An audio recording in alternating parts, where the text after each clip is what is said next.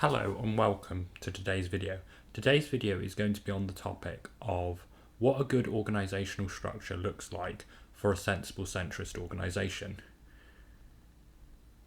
What is an organisational structure? An organisational structure, for those of you who don't know, is the structure to which an organisation uses. So the management structure, the human resources, and pretty much everything else you can think of. A tiered structure is very popular among most organisations, whether they're organised crime organisations or perfectly legitimate banks. What this does is you can't trust everybody. So what you do is you have a small number of people at the top who you trust, and then you have a smaller number of people who, or in fact a larger number of people who are less trustworthy. What happens normally is less important tasks, or tasks that if one or two people fail to keep their confidence or fail because they're incompetent, are trusted with the larger number of people. Because if you've got a large number of people working on something, it's very hard for the thing that is being worked on not to get done. Also, what having a tiered structure does is it means that you can recruit. Because if you have people and the only barrier to entry is interest in whatever you're doing, you'll attract less people than would ordinarily turn up, but among that large group of people who turn up because they're interested, you will have people who are untrustworthy and incompetent. Having those people work on a very minor level within your organisation is helpful, because if someone is working for you or working with you in a capacity that is very hard and very anti-fragile, as an organisation you'll be able to tell which individuals are trustworthy and which aren't.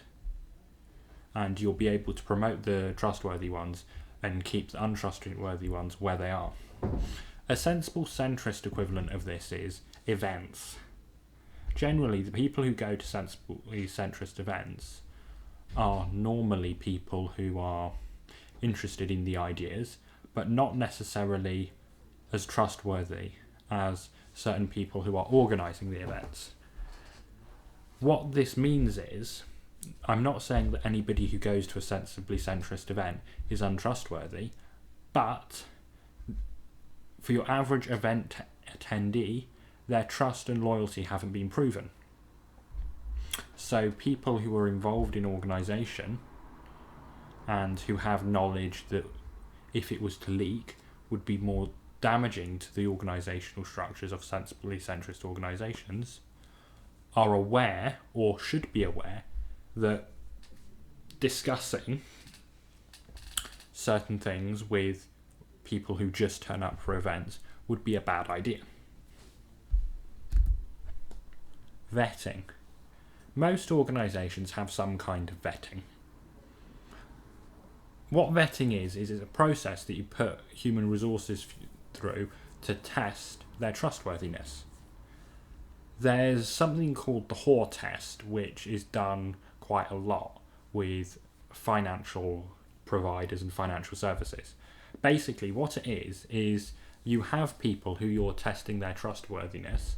What you do is you either give them confidential information or give them information that they think and are told is confidential but actually isn't really, and you begin tempting them with high-class prostitutes. So what this looks like in practice is you'll have someone who has been given the confidential information.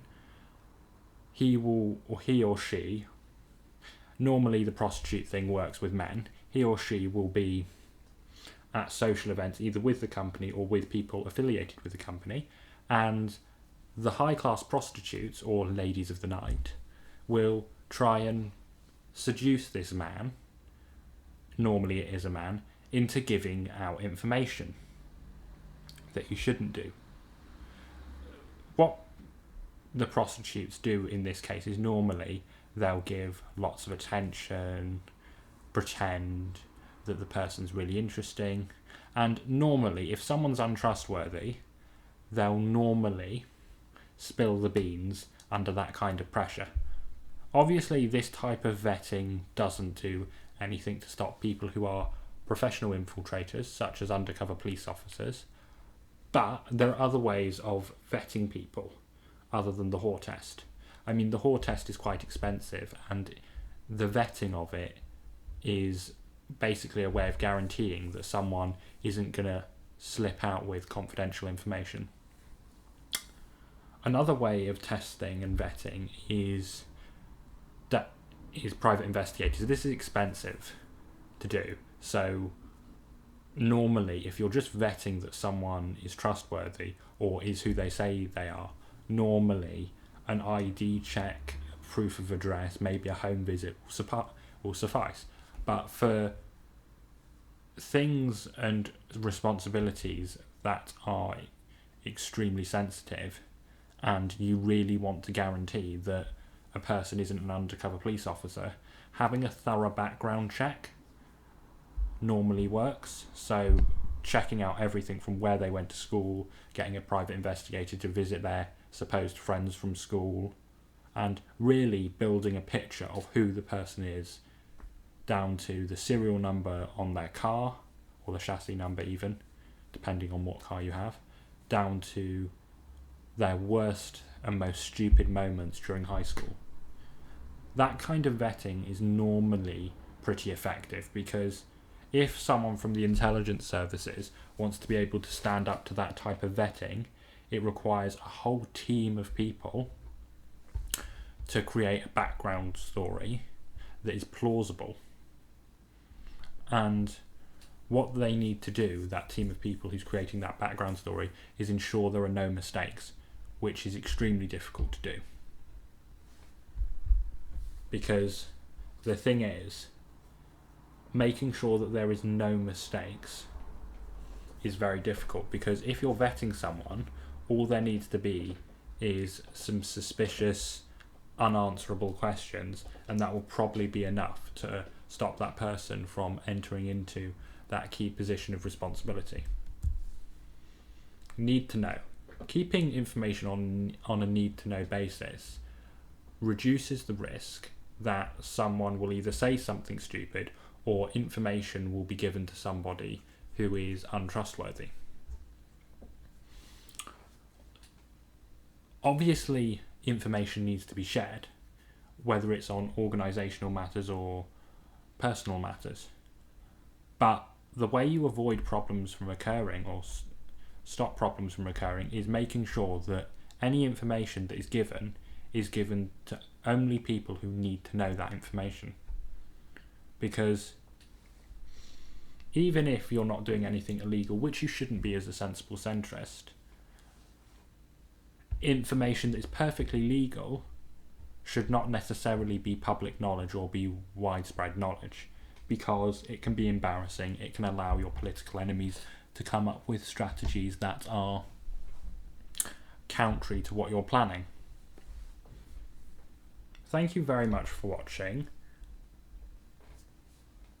I really hope you enjoyed that. Please check out my Substack. There'll be an article out on Friday which is on heroism.